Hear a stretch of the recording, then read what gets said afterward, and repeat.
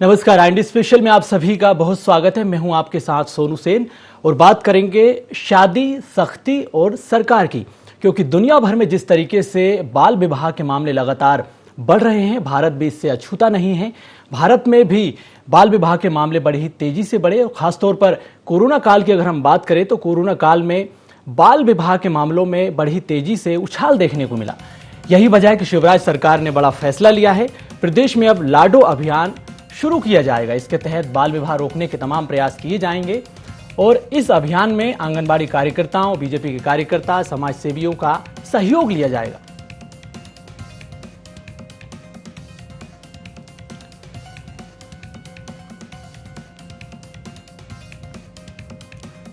तो आपको बता दें, जिस तरीके से दुनिया भर में बाल विवाह के मामले बढ़ रहे हैं और इस पर अब शिवराज सरकार ने एक कदम आगे बढ़ाते हुए बड़ा फैसला लिया है। लाडो अभियान की प्रदेश भर में शुरुआत की जा रही है और इस अभियान पर अब कांग्रेस ने भी सवाल उठाए हैं। कांग्रेस ने कहा है कि सरकार इस तरह के आयोजन कर इवेंट कर रही है, ये सिर्फ दिखावा है और एक तरह से सरकार का ये शिगुफा है। तो जनता को जागरूक करने के लिए ये लाडो अभियान चलाया जाएगा। इसके तहत कन्याओं की सही उम्र में शादी हो, ये जरूरी है। इसी पर ध्यान देते हुए सरकार ने ये कदम उठाया है। इसमें समाज सेवियों और अन्य लोगों का भी सहयोग लिया जा रहा है।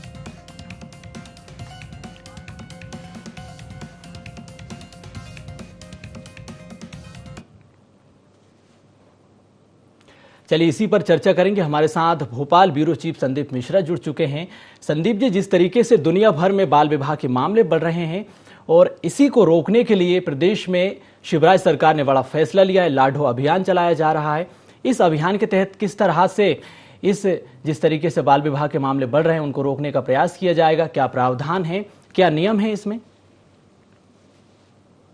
बिल्कुल, देखिए, बहुत अच्छा अभियान है प्रदेश सरकार की ओर से और भोपाल जिला प्रशासन की ओर से भी बहुत अच्छा अभियान संचालित किया गया है। इस बात में कोई शक नहीं है कि क्योंकि जब तक युवा नहीं होती हैं बच्चियां, तब तक परिपक्व नहीं होती हैं और इसीलिए इस तरह का अभियान और कानून भी प्रदेश सरकार की ओर से और देश सरकार की ओर से, देश की सरकार की ओर से भी बनाया गया है। अगर हम भोपाल जिला प्रशासन की बात करें तो भोपाल जिला प्रशासन ने इस मामले में एक महत्वपूर्ण कहीं रेगुलेटरी जारी की है। जिस तरह से अगर हम बात करें तो कलेक्टर अविनाश लवानिया ने कहा है कि कार्ड में अब वधू की उम्र लिखनी पड़ेगी, यानी कि जब वधू की उम्र लिखी रहेगी तो उसमें फिर कोई संशय की स्थिति नहीं रहेगी, क्योंकि बाल विवाह अभी भी पूरे मध्य प्रदेश में देखा जाता है लगातार। कहीं न कहीं खासकर ग्रामीण क्षेत्रों में अगर हम देखते हैं तो बाल विवाह अभी भी लगातार हो रहे हैं और यही कारण है कि प्रदेश की सरकार चाहती है कि बाल विवाह पर किसी भी तरह से प्रतिबंध लगना चाहिए, रोक लगनी चाहिए और इसीलिए इस तरह से जिला प्रशासन ने भी कदम उठाया है।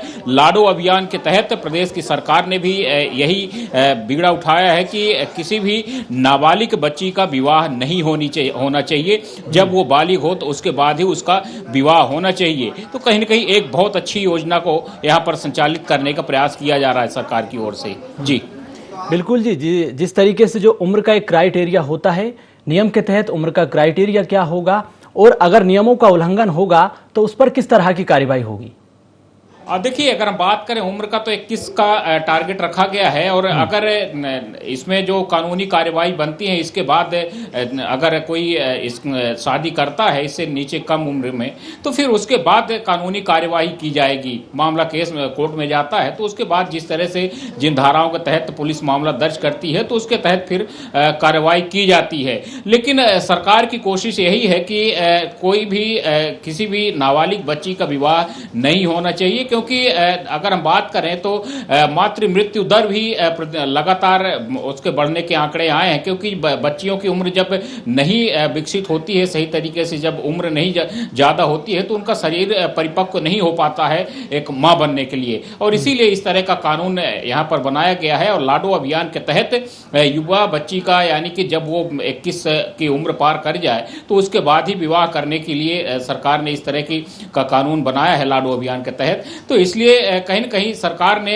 प्रदेश की बच्चियों को आगे बढ़ाने के लिए, उनको पढ़ाने के लिए भी जो प्रदेश की सरकार लगातार कहती है कि बच्ची को पढ़ाना है और पढ़ाना भी है, तो उसी के तहत ये पूरा अभियान संचालित किया जा रहा है। जी संदीप जी, लाडो अभियान की रूपरेखा क्या रहेगी, क्या रोडमैप रहेगा, किस तरह से इस अभियान को संचालित किया जाएगा?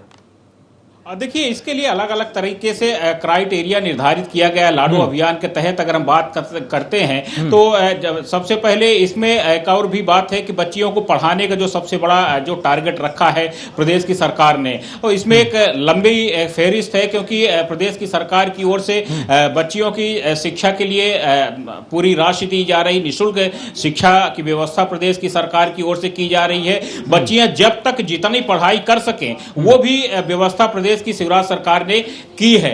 और अगर जब वो बच्ची अगर चाहती है कि किसके बाद अगर उसकी रजामंदी के तहत अगर शादी होती है तभी उसके परिजन उसकी शादी कर सकते हैं। अगर वो पढ़ना चाहती है उसके बाद भी तो जबरन उसकी शादी नहीं की जा सकती। यानी कि पूरी बच्ची के मंशा के अनुरूप ही शादी करने का नियम बनाया गया है, ताकि वो किसी भी तरह से परिपक्व हो जाए। अगर उसको कोई भी जॉब करनी है, कोई शासकीय नौकरी या प्राइवेट नौकरी करनी है तो कहीं भी नौकरी कर सकती है। फिर उसके बाद उसके जब वो अपनी मंशा जाहिर करती है तो उसकी शादी उसके परिजन कर सकते हैं। बिल्कुल जी, बिल्कुल संदीप जी, मैं आपके पास आऊंगा। पहले ये सुन लेते हैं हमें कि इस लाडो अभियान पर बीजेपी और कांग्रेस का क्या कुछ कहना है। मुझे लगता है कि ऐसे छोटे छोटे प्रयास, चाहे विवाह की जो तय उम्र है, जो मनोवैज्ञानिक को वैज्ञानिक ढंग से तय की गई है, एक टीम स्पिरिट के साथ में इस अभियान में जुटे हैं, लाडो अभियान को सफल बनाएंगे ताकि महिलाओं का उत्थान, उनका सर्वशक्तिकरण सुनिश्चित हो पाए। बाल विवाह रोकने के लिए भोपाल के जिला प्रशासन ने एक नया निर्देश जारी किया है कि अब जो कार्ड होंगे, शादी के कार्ड होंगे, उसमें वर वधू की उम्र लिखना जरूरी होगी और उसके बाद जो प्रिंटिंग प्रेस नहीं लिखेगा उसके ऊपर कार्रवाई होगी।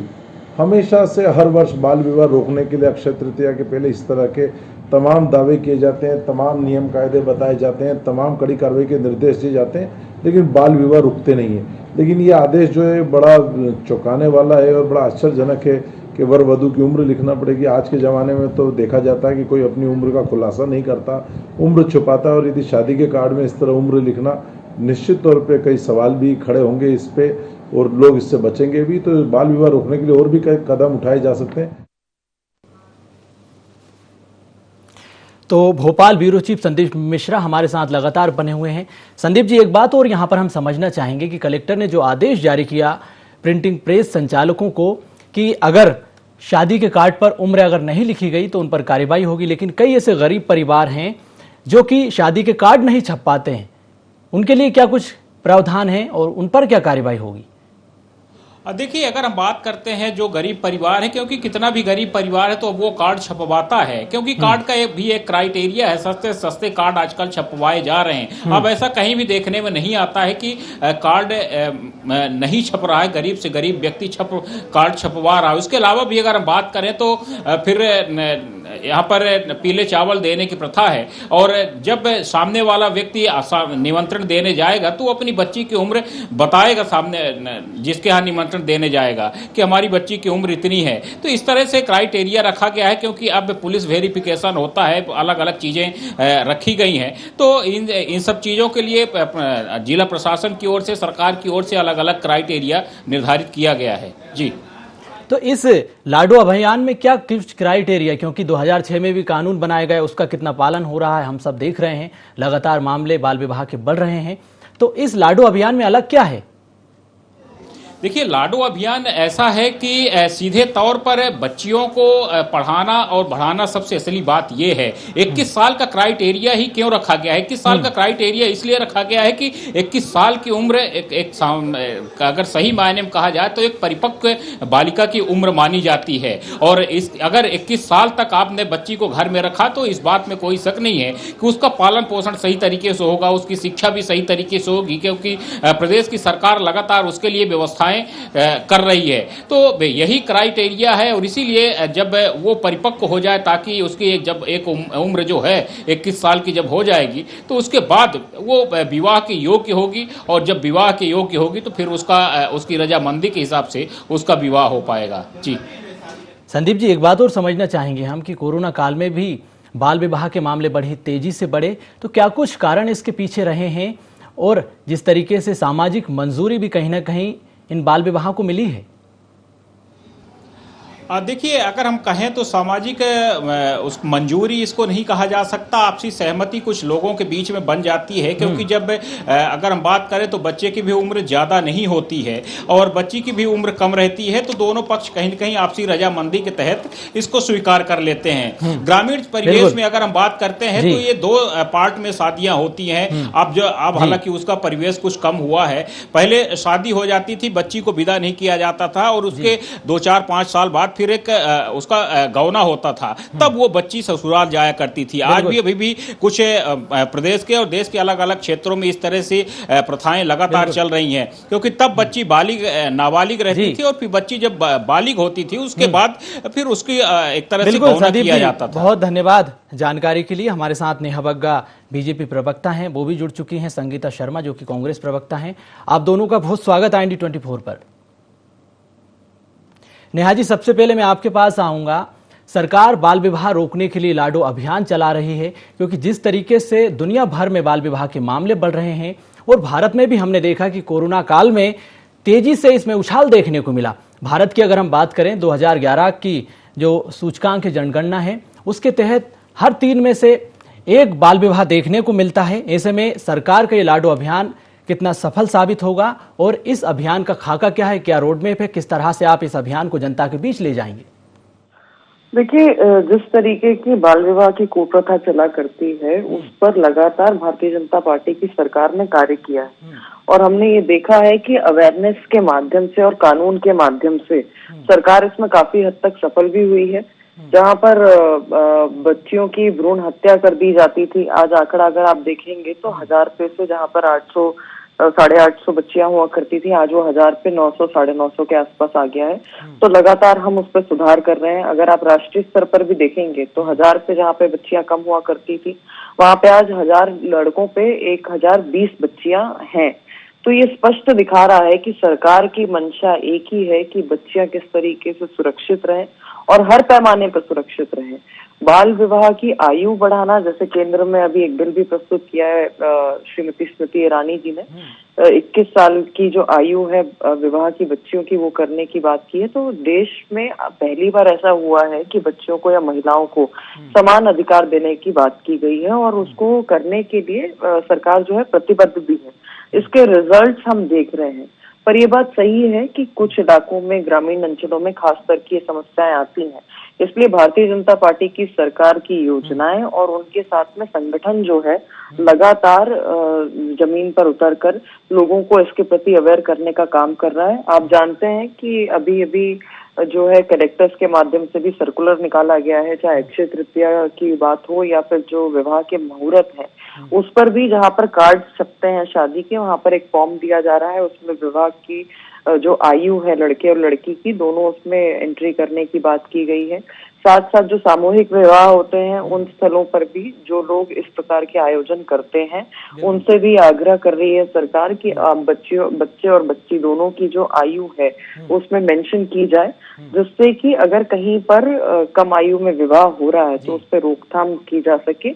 और ये इसलिए भी आवश्यक है क्योंकि एक बच्ची पूरी तरीके से फिजिकल, मेंटल, इमोशनल तौर पे जो है वो डेवलप हो सके, जिसे हम कहते हैं सामाजिक, आर्थिक तौर पर और साथ साथ में शारीरिक तौर पर भी उसका जो है पालन पोषण ठीक तरीके से हो और उसके बाद जब वो एक सही आयु में पहुंचे, उसके बाद ही विवाह जैसी जो महत्वपूर्ण जिम्मेदारी है उसको वो निभाए।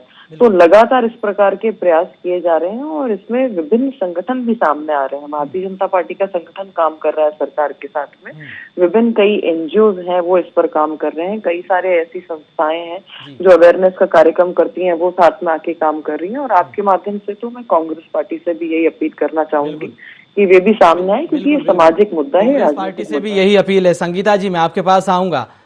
सरकारें चाहे किसी की भी रही हो, बाल विवाह के मामले कम नहीं हुए हैं। अगर सरकार एक अच्छी पहल कर रही है, अभियान चला रही है, तो उसको आपको सहयोग करना चाहिए। सवाल उठाने की इसमें क्या बात है?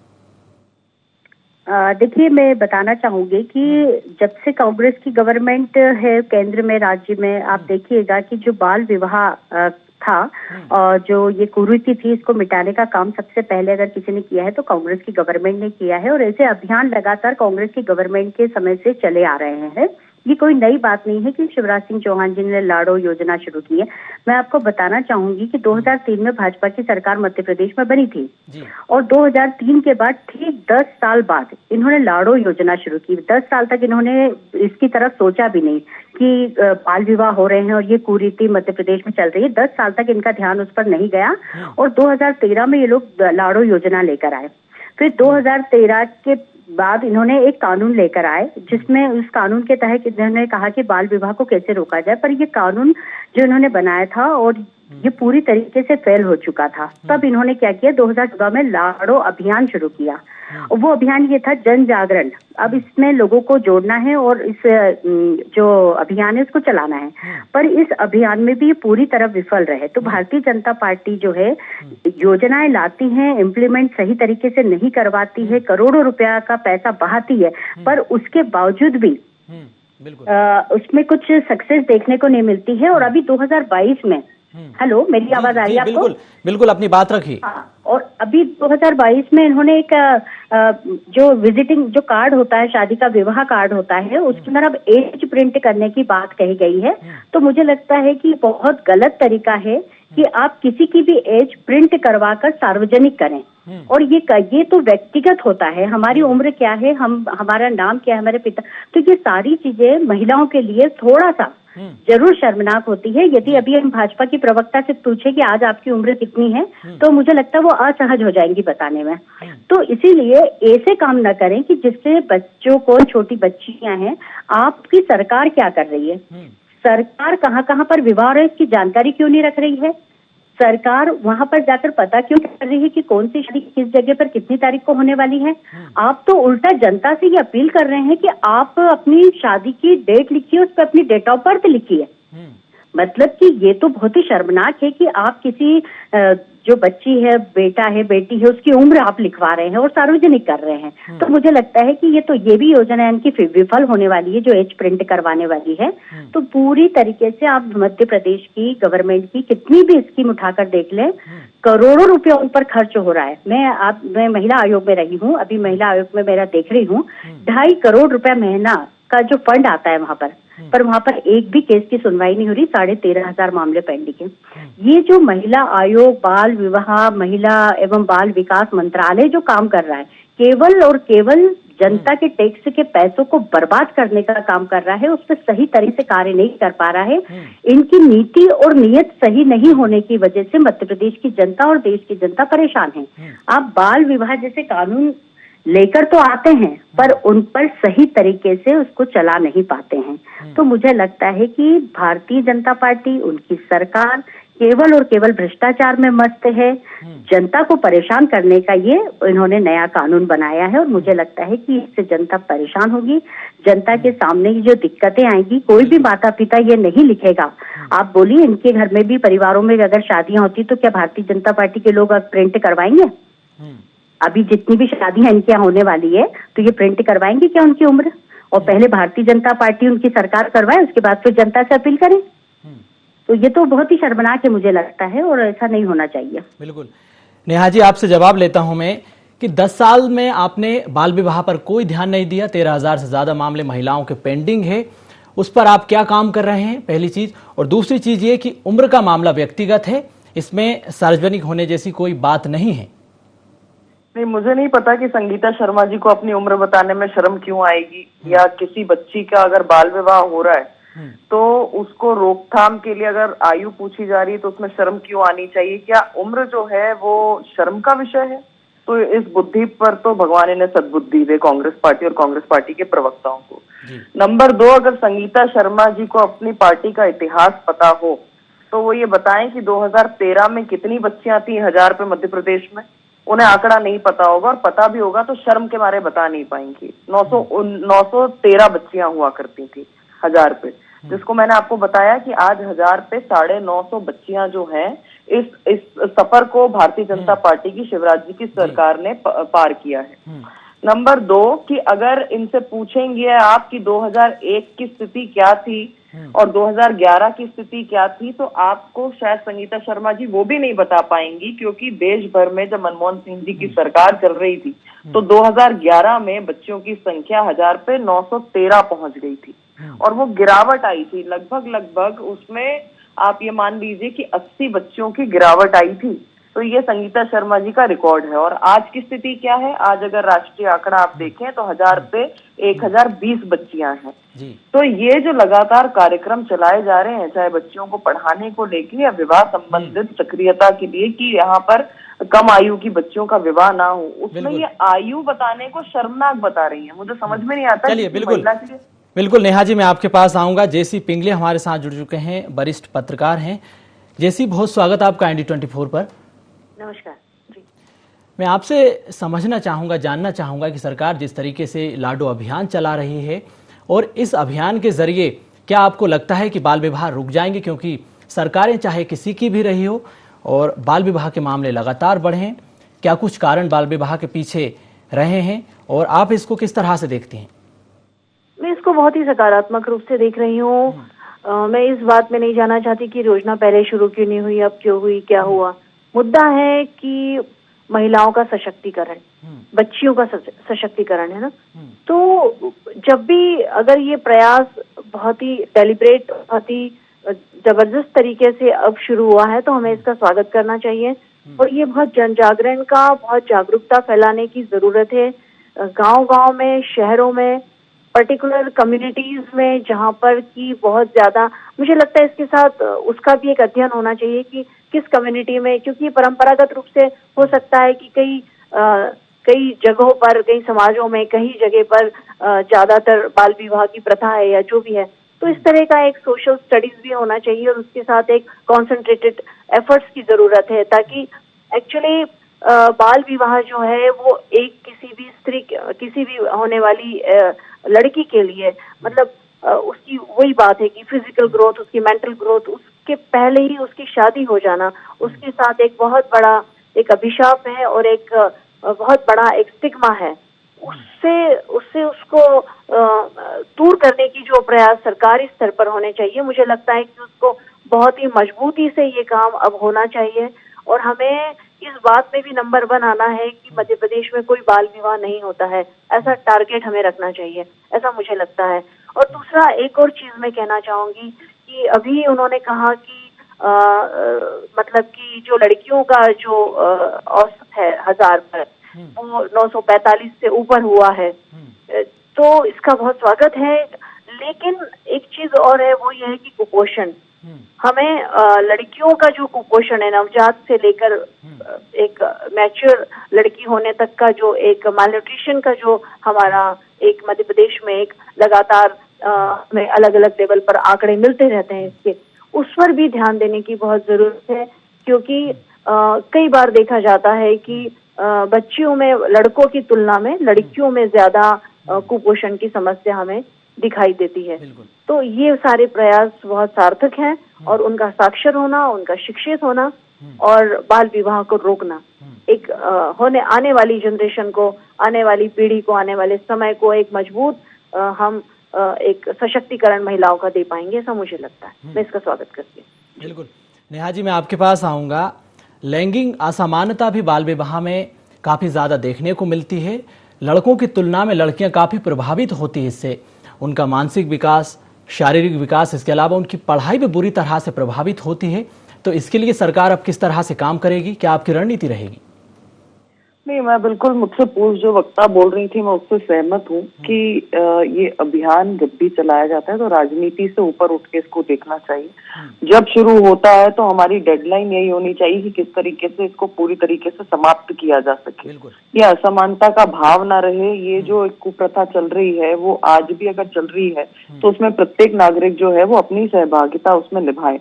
दूसरी बात जो उन्होंने पोषण की बात की, ये एक बहुत महत्वपूर्ण बात है और इस अभियान को लेकर माननीय प्रधानमंत्री जी ने एक आग्रह भी किया है कि आज अगर 75वीं हम लोग अमृत महोत्सव मना रहे हैं तो कहीं पर भी पोषण की कमी से कोई बच्चा कुपोषित रहता है, कोई बच्ची रहती है, कोई महिला रहती है, तो ये शर्मनाक स्थिति है।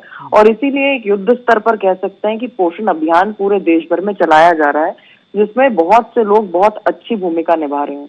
और सरकार के साथ में मैं आपको फिर से बता दूं कि भारतीय जनता पार्टी ने पखवाड़ा पूरा मनाया है पोषण अभियान का, जिसमें प्रत्येक आंगनवाड़ी में जाकर फल वितरण किया है, विटामिन की गोलियां, आयरन की गोलियां, वहां पर हेल्थ चेकअप कैंप्स लगाए गए हैं बच्चों के लिए, महिलाओं के लिए, जिससे कि अगर कोई भी कुपोषित बच्चा है तो उस पर विशेष तौर पर ध्यान दे सके। और जो बच्चा स्वस्थ पाया गया है उसको भी एक तरीके से पुरस्कृत करने का काम किया है, ताकि समाज में एक अच्छा वातावरण और एक अच्छा उदाहरण सेटअप किया जा सके। उसके साथ में आपको ये जानकर खुशी होगी कि महिला मोर्चा मध्य प्रदेश की अगर इकाई की बात करें तो उन्होंने वहां पर उन बच्चों को अडॉप्ट भी किया है और बहुत बड़ी संख्या में किया है। बिल्कुल नेहा जी, समय की कमी है। आप दोनों का चर्चा में जुड़ने के लिए बहुत धन्यवाद। जैसे आपका भी बहुत धन्यवाद। तो सरकार बाल विवाह को रोकने के लिए लाडो अभियान चला रही है और इस अभियान के जरिए लोगों के बीच पहुंचकर कहीं ना कहीं बाल विवाह को रोकने के प्रयास किए जाएंगे। लेकिन अब देखना होगा कि यह अभियान कितना सफल साबित होता है। फिलहाल चर्चा में इतना ही। मुझे दीजिए इजाजत। आप देखते रहिए IND24।